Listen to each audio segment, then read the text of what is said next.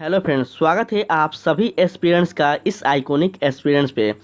प्यारे साथियों, आज जो हम विषय लेकर आए हैं वो बहुत ही महत्वपूर्ण विषय है, जिसमें आप आधुनिक भारतीय इतिहास का अध्ययन करने वाले हैं।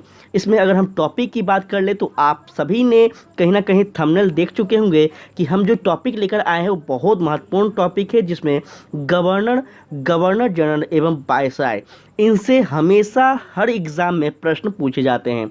चाहे आप SSC, railway, banking, UPSC, BPSC या फिर किसी भी आप एग्ज़ाम की तैयारी कर रहे हो, यहाँ से 100% क्वेश्चन पूछे जाते हैं। तो इन सभी प्रश्नों का आज हम अध्ययन करेंगे और देखेंगे कि पहले कैसे क्वेश्चन पूछे गए हैं, अब आगे कैसे क्वेश्चन पूछे जा सकते हैं। यहाँ से आपको बहुत सारे क्वेश्चन का आइडिया मिलने वाला है साथियों। तो प्लीज़ आप लोग लेक्चर को पूरा देखिएगा, हो सके तो 1 से 2 बार ज़रूर देखिएगा, तभी आपके दिमाग में रहने वाला है, क्योंकि ये सभी जो टॉपिक है कहीं ना कहीं बहुत ही महत्वपूर्ण है। ठीक है, तो चलिए स्टार्ट करते हैं बिना देर किए। और किसी भी साथी को इसका पीडीएफ चाहिए तो हमारे टेलीग्राम को ज्वाइन कर लेंगे, आपको पीडीएफ वहाँ मिल जाएगा। ठीक है, चलिए सबसे पहला क्वेश्चन साथी आपके समक्ष इस प्रकार है। भारत का प्रथम भारतीय गवर्नर जनरल कौन था? बहुत ही महत्वपूर्ण क्वेश्चन है और यह प्रश्न हमेशा पूछे जाते हैं। तो जल्दी से इसका आंसर आप लोग थोड़ा कमेंट में करते चलेंगे, यह आपका राइट आंसर क्या होगा। अगर हम बात कर लें तो यह आपका ऑप्शन नंबर बी होंगे। ठीक है, कौन थे? तो याद रखना है, श्री राजगोपालाचारी जो थे यह भारत का प्रथम भारतीय गवर्नर जनरल थे। जब भारत अपना स्वतंत्र हो जाता है उसके बाद यह भारतीय प्रथम गवर्नर जनरल होते हैं, यह आप लोग याद रखेंगे। ठीक है, जो कि आगे हम अगर बात कर लें तो नेक्स्ट क्वेश्चन पे हम चलते हैं। नेक्स्ट प्रश्न कहता है आपका, बंगाल का प्रथम गवर्नर जनरल कौन था? बहुत ही महत्वपूर्ण क्वेश्चन है। और आप अगर कोई एग्ज़ाम दिए होंगे, एसएससी, रेलवे या फिर कोई भी आप एग्ज़ाम दिए होंगे, तो आप देख लीजिएगा, उस पेपर को उठाकर देखिएगा, यह सब प्रश्न 100% पूछे जाते हैं। ये सब ऐसा टॉपिक है जो स्किप बिना किए आपको पढ़ना ही पड़ेगा। तो साथ ही इसका अगर हम बात कर ले इन प्रश्नों का, तो यह आपका राइट आंसर हो जाएगा क्या? तो वॉरेन हेस्टिंग। ठीक है, वॉरेन हेस्टिंग की अगर हम बात कर ले साथी, तो याद रखना है 1773 की हम थोड़ा सा आपको चर्चा करते हैं। 1773 ईस्वी के रेगुलेटिंग एक्ट के अनुसार हम बात कर रहे हैं, भारत में ईस्ट इंडिया कंपनी के अंतर्गत बंगाल का प्रथम गवर्नर जनरल जो थे, यह आपको वॉरेन हेस्टिंग को बनाया गया था। ठीक है, तो ये आप लोग याद रखना है, आपसे पूछे जा सकते हैं प्रश्न कि किस अधिनियम के अंतर्गत भारत में प्रथम गवर्नर जनरल को बनाया गया था। तो 1773 के रेगुलेटिंग एक्ट के तहत। ठीक है, नेक्स्ट क्वेश्चन कहता है, सबसे अधिक समय तक भारत का वायसराय कौन था? बहुत महत्वपूर्ण है और याद रखना है, सबसे अधिक समय तक भारत में जो वायसराय रहे हैं वह कौन रहे हैं? तो यह आपका हो जाएंगे साथी लॉर्ड कर्जन। कौन हो जाएंगे? लॉर्ड कर्जन, जो कि बहुत ही महत्वपूर्ण है। अगर हम इनके समय काल की बात कर लें तो यह भी आपसे पूछे जा सकते हैं, इसलिए आप नोट डाउन कर लेंगे कि 1899 से लेकर यह कब तक होते हैं? तो 1905 तक होते हैं। ठीक है, एक बार। दूसरा बार यह आते हैं कब? तो दूसरा बार जब बंगाल विभाजन का समय होता है आपका वर्ष 1905 में। ठीक है, ये चीज़ आप लोग याद रखेंगे। इस समय तक यह भारत के क्या रहते हैं? तो वायसराय रहते हैं। इसी समय भारत में एक स्वदेशी आंदोलन चलाई जाती है साथी, जो कि आप लोग याद रखेंगे, बंगाल विभाजन अधिनियम आता है और इस अधिनियम के विरोध में जितने भी भारतीय लोग थे, जितने भी भारतीय स्वतंत्रता सेनानी थे, उन सभी ने इसका विरोध किया था और स्वदेशी आंदोलन को चलाते हैं। ठीक है, तो यहाँ पे आप लोग याद रखेंगे। उम्मीद कर रहे हैं चीज़ आपको समझ में आ रहा होगा। नेक्स्ट क्वेश्चन कहता है, महारानी विक्टोरिया को भारत की सम्राज्ञी, ध्यान से समझने का, सम्राज्ञी घोषित किया गया। देखिए, महारानी विक्टोरिया को जो भारत की सम्राज्ञी घोषित किया गया था, कब किया गया था? तो याद रखना है आप सभी को, यह हो जाएगा आपका 1858। ठीक है, 1857 की जब क्रांति होती है साथी, भारत में ये प्रथम स्वतंत्रता संग्राम इसको संज्ञा दिया गया है। तो इस तरह से आप लोग याद रखेंगे। और इस क्रांति के बाद, इस संग्राम के पश्चात ईस्ट इंडिया का जो कंपनी का जो शासन प्रशासन था उसको समाप्त कर दिया जाता है और भारत पे डायरेक्ट किसका नियंत्रण हो जाता है? तो याद रखना है महारानी विक्टोरिया का, क्राउन का। ठीक है, तो इस तरह से आप लोग याद रखेंगे। नेक्स्ट क्वेश्चन पे हम बात कर लें तो नेक्स्ट प्रश्न है, भारत का अंतिम वायसराय कौन था? महत्वपूर्ण है। देखिए, प्रथम वायसराय पूछे जाएंगे आपसे, अंतिम वायसराय पूछे जाएंगे आपसे, सबसे ज़्यादा समय तक किसके कार्यकाल था, ऐसे ऐसे क्वेश्चन हम आपसे कंफर्म पूछे जाएंगे। हम आपके लिए वही बना कर लाए हैं, ठीक है। तो साथ ही यह आपका क्या हो जाएंगे, जल्दी से आप लोग अपने अपने कमेंट को भी करते चलिएगा, और यह आपका हो जाएगा ऑप्शन नंबर क्या, तो याद रखना है लॉर्ड माउंटबेटन जो था साथी, यह भारत का क्या होते हैं, तो अंतिम वायसराय होते हैं, जो कि वर्ष 1947 तक यह क्या रहते हैं, भारत में रहते हैं, ठीक है। इन्हीं के समय में भारत अपना स्वतंत्र होता है, तो इस प्रकार से आप याद रखिएगा। और इनका जो समय काल था यह आप याद रखेंगे कि 4 जुलाई वर्ष 1947 को ब्रिटिश संसद में इटली द्वारा भारतीय स्वतंत्रता विधेयक प्रस्तुत किए थे, यही व्यक्ति थे, ठीक है। तो इस तरह से थोड़ा सा आप लोग याद रखिएगा, बहुत ही इम्पोर्टेंट है, क्योंकि इतिहास जब पढ़ रहे हैं आप, तो इतिहास में आप तिथि को भी बहुत ही इम्पोर्टेंट है, तिथि भी आप लोग याद रखा कीजिए। चलिए प्रश्नों पे हम बात करते हैं। तो 1858 ईस्वी को महारानी विक्टोरिया का घोषणा पत्र इलाहाबाद, शब्दों पे गौर करना है, में किसने पढ़कर सुनाया था। देखिए साथी, आपको 1858 के जो इलाहाबाद में घोषणा पत्र आया था, कब आया था, तो जब 1857 की जो क्रांति होती है, इस क्रांति में इतना ज़्यादा विद्रोह होता है, इतना ज़्यादा हंगामा होता है, इतना ज़्यादा क्षति होती है। इन सभी को देखने के पश्चात जो ब्रिटिश संसद था, वो संसद क्या नियम लेती है, वो संसद क्या डिसीजन लेती है कि अब ईस्ट इंडिया कंपनी का भारत पर नियंत्रण ना होकर क्या होगा, तो डायरेक्ट क्राउन का नियंत्रण होगा, डायरेक्ट क्या होगा, ब्रिटिश सरकार का नियंत्रण होगा। और इस पश्चात वह घोषणा करती है इलाहाबाद में, जो कि किनके द्वारा पढ़ा गया था, तो याद रखना है आप सभी को, यह आपको साथी लॉर्ड केनिन पढ़ते हैं, ठीक है। कहाँ पे, तो इलाहाबाद में इस घोषणा पत्र को पढ़ते हैं। इस तरह से आप लोग याद रखेंगे। अगर आपसे डेट पूछ दिया जाए तो यह भी आप लोग याद रखेंगे, 1 नवंबर 1858 को, ठीक है। 1858 को लॉर्ड केनिन के द्वारा महारानी विक्टोरिया का घोषणा पत्र इलाहाबाद में पढ़े जाते हैं, ठीक है। आगे बढ़ते हैं। लॉर्ड कॉर्नवालिस का कब्र कहाँ पर स्थित है। देखिए बहुत महत्वपूर्ण क्वेश्चन है, और बहुत ही ज़्यादा यह चर्चा में क्वेश्चन रहता है, बहुत ज़्यादा। तो साथ ही यह अगर हम बात कर लें इनके प्रश्न की हल की, तो यह आपका हो जाएंगे कौन सा, तो गाजीपुर में, ठीक है। लॉर्ड कॉर्नवालिस का जो कब्र है यह आपका कहाँ पे है, तो याद रखना है गाजीपुर। गाजीपुर कहाँ है, यह हमें उम्मीद है कि आपको पता होगा। अगर हम कॉर्नवालिस की बात कर लें तो यह आप याद रखेंगे 1786 से लेकर 1793 तक क्या होते हैं साथी, तो यह भारत के क्या होते हैं, जल्दी से बताते चलिएगा आप लोग, तो क्या थे, यह भारत के कौन थे, क्या यह गवर्नर जनरल थे, वायसराय थे, इतना आपको बताना है, ठीक है। तो इसका आप लोग समय काल को याद रखिएगा, गाजीपुर में इनका कब्र है, यह भी आप लोग याद रखेंगे। आगे बढ़ते हैं।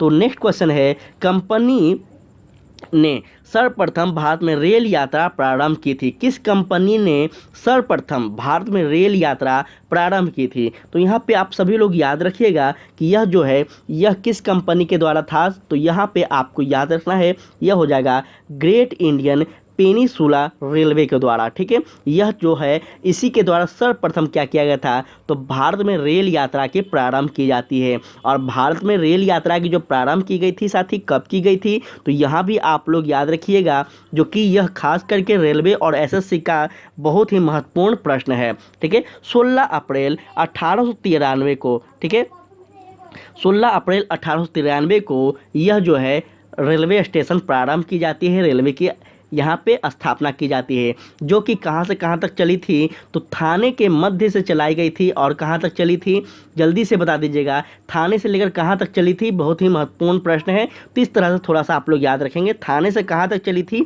ये आप लोग कॉमेंट में ज़रूर बताइएगा, हम आपको हिंट दे दिए हैं। आगे बढ़ते हैं। तो नेक्स्ट क्वेश्चन कहता है, जब नेपोलियन की शक्ति के सामने यूरोप में साम्राज्य, थोड़ा सा हम कलर चेंज कर लेते हैं ताकि आपको दिक्कत ना हो। चलिए, नेपोलियन, ध्यान सुनिएगा, जब नेपोलियन की शक्ति के सामने यूरोप में साम्राज्य धराशायी हो रहे थे, तब किस गवर्नर जनरल ने भारत में ब्रिटिश पताका फहराया था। जल्दी से बता दीजिए, बहुत इंपॉर्टेंट क्वेश्चन है। जब नेपोलियन का आक्रमण और नेपोलियन का प्रकोप देखते हुए जो ब्रिटिश यूरोप का अधिकतर जो साम्राज्य था वो हिल गया था। वो मतलब एक तरह से कहा जाए कि सब का सब हिला हुआ था। उस समय भारत का कौन ऐसा गवर्नर जनरल था जो भारत में अपने दबदबे को बनाए रखा था? इसका राइट आंसर क्या हो जाएगा? तो यहाँ पे आप याद रखेंगे, यह हो जाएगा आपका लॉर्ड वेलेस्ली। लॉर्ड वेलेस्ली जो है बहुत महत्वपूर्ण यहाँ पे इसका एक प्रकार से कहा जाए कि इसका रोल रहता है भारत में। तो याद रखिएगा कब से रहता है, तो याद रखना है 1797 की हम बात कर रहे हैं, ठीक है। लॉर्ड वेलेस्ली भारत की ओर अग्रसर था और भारत में सहायक संधि का प्रयोग कर लॉर्ड वेलेस्ली ने ही प्रारंभ किया था, ठीक है। तो यह आप लोग याद रखेंगे। आपसे पूछे जाएंगे कि सहायक संधि किसके द्वारा प्रारंभ किया गया था, तो आपको याद रखना है लॉर्ड वेलेस्ली के द्वारा, ठीक है। चलिए बढ़ते हैं आगे। प्रयास हमारा है कि आपको चीज़ समझ में आ रहा होगा। किस वायसराय की हत्या अंडमान एवं निकोबार द्वीप समूह में एक दंडित अपराधी के द्वारा की गई थी? महत्वपूर्ण है, ध्यान से समझिएगा। बहुत ही इम्तिहान से हम चल रहे हैं, हड़बड़ी कुछ भी नहीं है। आप लोग भी अपना आंसर देते चलें। तो क्या हो जाएगा? किस वायसराय की हत्या जो है यह आपका अंडमान निकोबार में द्वीप समूह में एक दंडित अपराधी के द्वारा की गई थी? तो यहाँ पे आप सभी लोग याद रखिएगा, इसका राइट आंसर जो होगा वो क्या हो जाएगा? तो लॉर्ड मेयो का, ठीक है। लॉर्ड मेयो जो है इस वायसराय को अंडमान निकोबार में द्वीप समूह में क्या किया जाता है? तो एक दंडित अपराधी के द्वारा हत्या की जाती है। यह आप लोग याद रखेंगे। कब की जाती है? आपसे शायद वर्ष भी पूछ ले, तो याद रखना है 1872, ठीक है। 1872 के समय में की जाती है, जो कि आप लोग इसको थोड़ा सा याद रखिएगा। आगे बढ़ते हैं। तो आगे आपका है नेक्स्ट क्वेश्चन, आंग्ल नेपाल युद्ध किसके शासनकाल में हुआ था? महत्वपूर्ण है और आपको हम बता दें, एक बार नहीं कम से कम 2-3 बार देखिएगा, फिर आपका जितने गवर्नर जनरल हैं, जितने वायसराय हैं अभी तक इतिहास में जितने भी रहे हैं, इससे बाहर आपका क्वेश्चन नहीं आएगा, ठीक है। तो इम्तिहान से देखिएगा और हो सके तो प्लीज़ सेशन को थोड़ा शेयर जरूर कीजिएगा अगर अच्छा लगे तो, ठीक है। तो साथ ही इसका हम अगर आंसर की बात कर ले तो यह आपका क्या हो जाएंगे? तो इसका राइट आंसर हो जाएगा आपका साथी क्या? ऑप्शन नंबर बी हो जाए, इसका डी हो जाएगा, ठीक है। क्षमा चाहेंगे साथी, ऑप्शन डी। लॉर्ड हेस्टिंग के समय में क्या हुआ था? तो याद रखिएगा आपका आंग्ल नेपाल युद्ध होता है, जो कि कब होता है? आपको समय भी याद रखना है 1814 से 16 के बीच, ठीक है। और इस जो युद्ध की समाप्ति होती है, आपको पता होना चाहिए कि हर युद्ध की जो समाप्ति होती है कहीं ना कहीं एक संधि के अंतर्गत होती है। इस संधि का नाम आपसे पूछ दे तो आप लोग याद रखेंगे, इस संधि का नाम क्या था? तो सुगौली की संधि, जो कि कब होती है? 1806 ईस्वी में। कोई दिक्कत? आपसे पूछेगा कि आंग्ल नेपाल युद्ध में जो शासनकाल में किसके शासनकाल में हुआ था? तो लॉर्ड किसके? वॉरेन हेस्टिंग के समय में हुआ था, ठीक है। कब हुआ था? तो 1814 से 16 के बीच में हुआ था। और इस युद्ध की समाप्ति किस संधि के बाद होती है? तो सुगौली की संधि। कोई समस्या नहीं होना चाहिए। आगे बढ़ते हैं। तो कहता है किस गवर्नर जनरल ने भारत में दास प्रथा को समाप्त किया? महत्वपूर्ण है, बहुत ही ज़्यादा महत्वपूर्ण है। और याद रखना है यह जो है किसके शासनकाल में की जाती है? तो आप लोग याद रखेंगे यह हो जाएंगे आपका लॉर्ड एलन बेरो के समय में, ठीक है। इनका अगर हम समय काल की बात कर ले साथी तो याद रखना है 1842 से 44 के समय इनका रहता है, ठीक है। और इन्हीं के समय में सबसे महत्वपूर्ण, जो कि प्राचीन काल से हम भारतीय इतिहास को पढ़ेंगे तो वहाँ पे आप देखेंगे दास प्रथा एक बहुत ही महत्वपूर्ण एक प्रथा था, जो कि इनको समाप्त किया जाता है इन किनके समय में? तो लॉर्ड एलन बेरो के समय में। यहाँ पे आप लोग याद रखेंगे कब की गई थी, यह भी आपसे पूछे जाएंगे। तो यहाँ पे थोड़ा सा आप लोग याद रखिएगा 1843 में, ठीक है। 1843 में एक्ट 5 के द्वारा दास प्रथा का उन्मूलन किया गया था, जो कि आपसे पूछे जाएंगे कि दास प्रथा का उन्मूलन किस एक्ट के तहत किया गया? तो याद रखना है एक्ट 5 के तहत, ठीक है। किसके द्वारा? लॉर्ड एलन बेरो के द्वारा। हर क्वेश्चन का जवाब आपको देना है। मेरा प्रयास यही है कि आप एक क्वेश्चन में कम से कम 2-3 टॉपिक को कवर करते चलें, ताकि आपको आने वाले समय में हर एग्ज़ाम क्लियर हो जाए। अभी एक बात याद रखिएगा कि आपको बहुत सारे एग्ज़ाम अभी आपको देखने को मिलने वाले हैं वैकेंसी, क्योंकि भारत में आप देख रहे हैं चुनाव का माहौल बना हुआ है, आने वाले समय में चुनाव है। तो आपको केंद्र लेवल पर भी बहुत सारे वैकेंसी देखने को मिलेंगे और राज्य लेवल पे भी मिलेंगे। ठीक है, खास करके एसएससी रेलवे की अगर हम बात कर ले तो आपको मिलने वाला है, बहुत ही अच्छा पैकेज मिलने वाला है, तो थोड़ा सा आप लोग तैयार रहिएगा। कहता है तृतीय आंग्ल मराठा युद्ध किससे संबंधित है?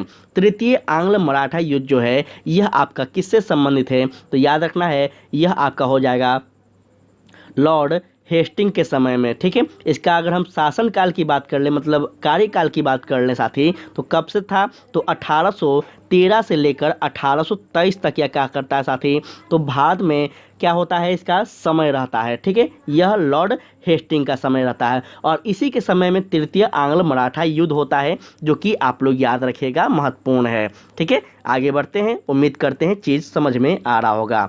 चलिए, कहता है निम्नलिखित में से अवध का ब्रिटिश रेजिडेंट कौन था जब अवध का ब्रिटिश साम्राज्य में विलय हुआ? महत्वपूर्ण है बहुत ही ज़्यादा। देखिए, इसका अगर हम बात कर ले तो इस प्रश्न का जो उत्तर होगा वह क्या हो जाएगा? तो आपको याद रखना है यह आपका हो जाएंगे जेम्स आउट्रम। जेम्स आउट्रम के समय में ही साथी याद रखना है अवध का ब्रिटिश रेजिडेंट में क्या हो जाता है? तो विलय हो जाता है। ठीक है, ये आप लोग याद रखिएगा। और यह कब होता है यह भी आपसे पूछे जा सकते हैं, तो याद रखना है यह आपका 1856 में होता है। कब होता है? 1856 में होता है साथी। आपसे पूछे जाएंगे कि अवध की जो विलय है यह ब्रिटिश साम्राज्य में कब होती है, क्योंकि ये प्रश्न हमेशा पूछे जाते हैं, इसलिए हम बता रहे हैं। तो आपको याद रखना है 1856 में। आपसे पूछ देगा किस वायसराय के संबंध में होता है? तो जेम्स आउट्रम के समय में। ठीक है, तो इस तरह से थोड़ा सा याद रखिएगा, महत्वपूर्ण है। चलिए बढ़ते हैं आगे। कहता है भारत में स्थानीय स्वशासन किसके द्वारा प्रारंभ किया गया? महत्वपूर्ण है। स्थानीय स्वशासन की जनक किसे कहा जाता है? ऐसे ऐसे क्वेश्चन पूछे जाते हैं, तो यहाँ पे आप सभी लोग याद रखिएगा यह हो जाएगा किसके समय में? तो लॉर्ड रिपन के द्वारा। ठीक है, भारत में स्थानीय स्वशासन का जो प्रारंभ होता है यह लॉर्ड रिपन के समय में होता है, जो कि लॉर्ड रिपन की अगर हम कार्यकाल की बात कर लें तो कब से कब था? तो 1880 से, ध्यान से रखिएगा, सबके कार्यकाल बहुत इंपॉर्टेंट है। 1880 से कब रहता है? तो 84 तक रहता है इसका कार्यकाल भारत में, याद रखेंगे। और इसी के समय में क्या होता है? तो स्थानीय स्वशासन की नींव पड़ती है, प्रारंभ होता है, जो कि वर्तमान में भी हमारे भारतीय इतिहास में, हमारे भारतीय राज्य व्यवस्था में हमको पढ़ने को मिलता है। ठीक है, उम्मीद कर रहे हैं चीज़ें समझ में आ रही होगी। अपना फीडबैक ज़रूर दीजिएगा साथी, आपसे विनती है अपना कमेंट में फीडबैक ज़रूर दीजिएगा कि कैसा रहा प्रयास हमारा, क्या ऐसे ऐसे आपके लिए पहल किया जाए या फिर ना। ठीक है, चलिए, सती प्रथा पर प्रतिबंध किसने लगाया था? सती प्रथा पर प्रतिबंध किसने लगाया था? जल्दी से बता दीजिए। तो साथी यह आपका हो जाएंगे कौन? तो विलियम बेंटिंग। अभी हमने पिछले स्लाइड में क्या बात किया?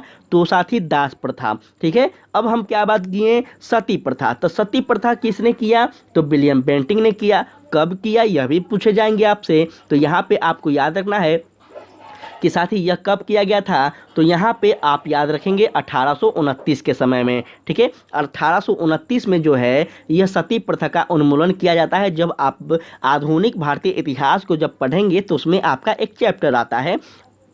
क्या आता है चैप्टर? तो चैप्टर का नाम होता है साथी, थोड़ा सा एक सेकंड याद नहीं आ रहा है मुझे, एक मिनट बता रहे हैं हम आपको। चैप्टर का नाम होता है सामाजिक धार्मिक पुनर्जागरण, जिसमें आप पढ़ेंगे राजा राम मोहन राय जी के बारे में पढ़ेंगे, स्वामी विवेकानंद के बारे में पढ़ेंगे, स्वामी सहजानंद सरस्वती के बारे में पढ़ेंगे, केशव चंद्र सेन के बारे में पढ़ेंगे। ऐसे ऐसे महान जो व्यक्तित्व थे, इन्हीं व्यक्ति के कारण क्या होता है? तो भारत में जो प्राचीन काल से आ रहे जो प्रथाएं थी, जो गलत प्रथाएं थी, उन सभी का कहीं ना कहीं धीरे धीरे उन्मूलन किया जाता है, इनका विरोध किया जाता है और इस विरोध के कारण इसे दबाया जाता है। तो बहुत ही अच्छा इंटरेस्टिंग वो चैप्टर है। अगर कभी समय मिले, आप लोग का डिमांड होगा तो हम जरूर उसको भी कवर करवाएंगे। ठीक है, चलिए आगे बढ़ते हैं। नेक्स्ट क्वेश्चन है निम्न में से किसने सहायक संधि स्वीकार नहीं की थी? महत्वपूर्ण है, सहायक संधि महत्वपूर्ण है। और अभी तुरंत हम आपको बताए थे सहायक संधि किसके समय में हुआ था, याद कीजिए, पिछले स्लाइड में हम आपको बताए हैं। तो याद रखना है इसका राइट आंसर जो होगा वो क्या हो जाएगा? तो 1800, यहाँ पे देख सकते हैं क्या हो जाएगा आपका, एक सेकंड, थोड़ा सा यहाँ टाइपिंग मिस्टेक है साथी। ठीक है, थोड़ा सा यहाँ ध्यान मत दीजिएगा, टाइपिंग मिस्टेक हो गया है, उसके लिए क्षमा चाहते हैं। तो यहाँ पे क्या हो जाएगा? आपका ऑप्शन नंबर बी इसका राइट आंसर होगा। क्या होगा? तो इंदौर के होलकर ने, ठीक है, इंदौर के होलकर जो थे साथी, इस क्या करते हैं तो सहायक संधि को स्वीकार नहीं करते हैं। ठीक है, यह किसके समय में आता है तो यह भी आपसे पूछे जाएंगे, तो आप लोग याद रखिएगा लॉर्ड बेलेजली के समय में क्या होता है तो सहायक संधि आती है, जो कि इंदौर के होलकर क्या करते हैं इस संधि को स्वीकार नहीं करते हैं। कोई दिक्कत? चलिए आगे बढ़ते हैं, आपसे प्रश्न पूछे जाएंगे, तो उम्मीद करते हैं कि आप अब इस क्वेश्चन को बेहतर ढंग से याद रख पाएंगे। लेक्चर को 2-3 बार कम से कम देखिएगा, तभी आपको याद रहेगा। पीडीएफ आपको टेलीग्राम पे मिल जाएगा, कोई भी डिमांड नहीं है, फ्री ऑफ कॉस्ट। ठीक है, ब्रिटिश भारत की राजधानी का कलकत्ता से दिल्ली स्थानांतरण किसके शासनकाल में हुआ? महत्वपूर्ण है बहुत ज़्यादा, और यह आप लोग याद रखिएगा कि कलकत्ता से दिल्ली को राजधानी बनाने का जो समय काल होता है यह भी मैं बताऊंगा किसके काल में हुआ था। पहले ये जान लेते हैं, तो आपको याद रखना है लॉर्ड हार्डिंग के समय में। ठीक है, लॉर्ड हार्डिंग के समय में साथी वर्ष 1911 के समय याद कीजिए क्या होता है तो आपको दिल्ली दरबार लगाई जाती है। इसी दिल्ली दरबार में क्या होता है तो इस दिल्ली दरबार में बहुत सारे चीज़ परिवर्तन किए जाते हैं, जिसमें एक महत्वपूर्ण परिवर्तन क्या था तो कलकत्ता से राजधानी हटाकर क्या कर दिया गया तो दिल्ली को कर दिया गया। दूसरा महत्वपूर्ण परिवर्तन क्या था तो दूसरा महत्वपूर्ण परिवर्तन यह था जो 1905 ईस्वी में बंगाल विभाजन जो कानून आया था उसको रद्द कर दिया गया। तो ये सब चीज़ थोड़ा सा आप लोग याद रखिएगा, महत्वपूर्ण है, और इस तरह से इतिहास को कनेक्ट करके जब पढ़ेंगे तो हर चीज़ आपका सॉल्व होते चल जाएगा। आगे बढ़ते हैं, तो नेक्स्ट क्वेश्चन है प्राचीन